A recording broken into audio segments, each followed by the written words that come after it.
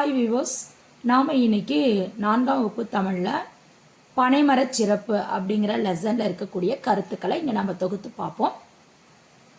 இப்போ பனைமரத்துக்கு இன்னொரு சிறப்பு பெயர் என்னன்னா கற்பகத்தரு. ஏன் இதை நம்ம கற்பகத்தருன்னு சொல்கிறோம் அப்படின்னு பார்த்தீங்க அப்படின்னா, பனைமரத்தில் இருக்கக்கூடிய அத்தனை பகுதிகளுமே அதில் ஒன்று விடாமல் அனைத்துமே நமக்கு பயன்படக்கூடியதாக இருக்குது.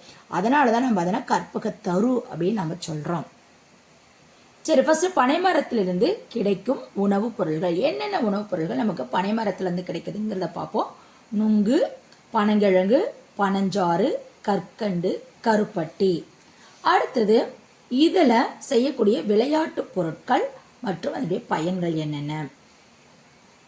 பனங்காய் வண்டி, பனை ஓலை காற்றாடி, பனை ஓலை விசிறி, பொம்மைகள், கூடை முடைதல், கைவினை பொருட்கள் செய்தல், கூரை வேய்தல், ஓலைச்சுவடிகள், இதுக்கெல்லாம் நமக்கு பயன்படுது.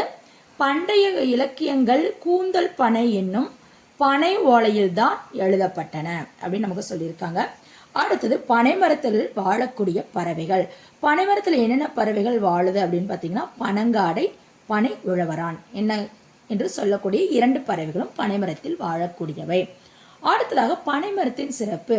சரி, இவ்வளோ சிறப்பு வாய்ந்த பனைமரத்தில் என்னென்ன சிறப்புகள் இருக்கு? பனைமரம் வலுவான காற்றை தாங்கும் வலிமை பெற்றது. எப்படி காத்தடிச்சாலும் அது பயங்கரமாக நமக்கு என்ன செய்யும்? அது ரொம்ப வலுவாக தாங்கி நிற்கும். பனைமரத்தின் வேர் நீரை உறிஞ்சி வைத்து கொள்ளும். இப்போ இந்த பனைமரம் நிறைய வைக்கக்கூடிய இடங்களில் நிலத்தடி நீர்மட்டமானது அதிகமாக இருக்கும். அதனால தான் நம்ம பனைமரத்தை வளர்க்கறதுக்கு ரொம்ப நமக்கு சொல்கிறாங்க. ஆதலால் நிலத்தடி நீர்மட்டம் உயர காரணமாக அமைகிறது. அடுத்தது பனைமரத்தினுடைய உறுப்புகள். பனைமரத்தினுடைய இருக்கக்கூடிய ஒவ்வொரு பகுதியும் என்னென்ன பகுதிகள் அப்படின்னு நம்ம சொல்லலாம். குருத்தோலை, சாறை ஓலை, ஓலை, பனங்காய், பாலை பீலி, சில்லாட்டை, பச்சை மட்டை, உச்சி பகுதி, பத்தை மட்டை, நடுமரம், தூர்பகுதி, வேர்பகுதி, இப்படி 12 உறுப்புகள் பனைமரத்தில் இருக்கு. அடுத்தது இதில் என்ன நமக்கு இந்த பாடத்தில் நமக்கு என்ன கொடுத்துருக்காங்க, அதனோட நோக்கம் என்னன்னா, தேசிய மாநில அளவிலான சமூக உணர்வு பூர்வமான செய்திகளை இனங்கண்டு அவற்றின் மீது கருத்தாடல் செய்தல். வாங்க இன்னும் என்ன நமக்கு கொடுத்துருக்காங்கன்னு பார்க்கலாம் இந்த பாடத்தில். இதில் இருக்கக்கூடிய தமிழக அரசு சின்னங்கள் என்னென்ன அப்படிங்கிறத நம்ம பார்ப்போம். சின்னம் திருவில்லிபுத்தூர் கோவில் கோபுரம். நம்ம ஸ்ரீவில்லிபுத்தூர்னு நம்ம சொல்லிட்டு இருந்தோம், இப்போ திருவாத மாற்றிருக்காங்க. பறவை மரகத புறா, மரகத புறா அப்படின்னு நம்ம சொல்லுவோம். பாடல் தமிழ்தாய் வாழ்த்து, மலர் செங்காந்தல், நடனம் பரதநாட்டியம், மரம் பனைமரம், விலங்கு வரையாடு, விளையாட்டு கபடி. இதெல்லாம் நம்முடைய தேசிய சின்னங்கள். அடுத்து தாவரங்களின் உறுப்பு பெயர், மரபு சொற்கள். நம்ம வழி வழியாக எந்த பொருளை எந்த சொல்லால் வழங்கி வந்தார்களோ நம்முடைய முன்னோர்கள், அதனால தான் நம்ம மரபு சொற்கள்னு சொல்லுவோம். ஒரு சில இதுக்கு என்னென்னலாம் நம்ம முன்னோர்கள் சொன்னாங்களோ அதை தான் இன்று வரையும் நம்ம சொல்லிட்டு வந்திருக்கோம். அந்த மாதிரி ஒரு சில தாவரங்களுக்கு நம்ம என்னென்ன சொல்லுவோம் அப்படிங்கிறத நம்ம இங்கே பார்ப்போம். மா, பலா, வாழை, இதனை இலைன்னு நம்ம சொல்லுவோம். ஈச்சம், தென்னை, பனை, அதில் இருக்கக்கூடியது ஓலைன்னு சொல்லுவோம்.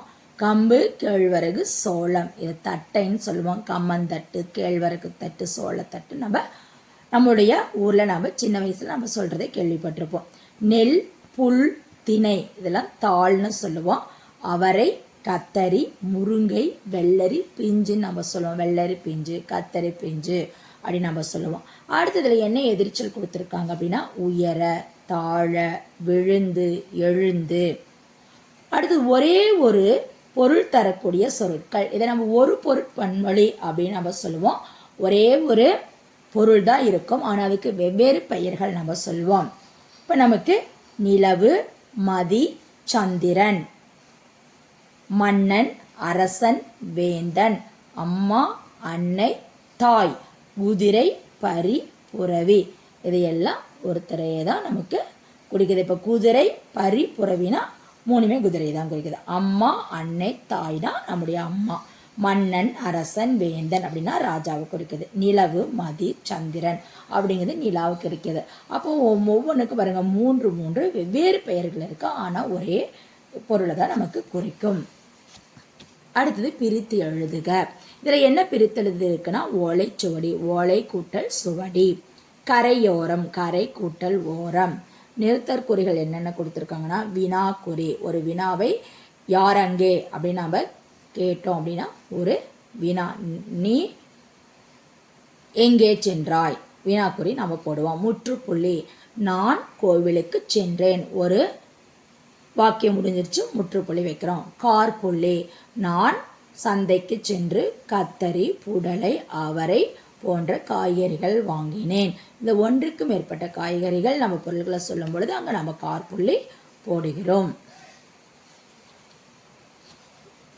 ஓகே ஸ்டூடெண்ட்ஸ், நாம் இன்னைக்கு அந்த பனைமரச் சிறப்பில் என்னென்னலாம் இருக்கோ அதையெல்லாம் நம்ம தொகுத்து பார்த்துட்டோம்.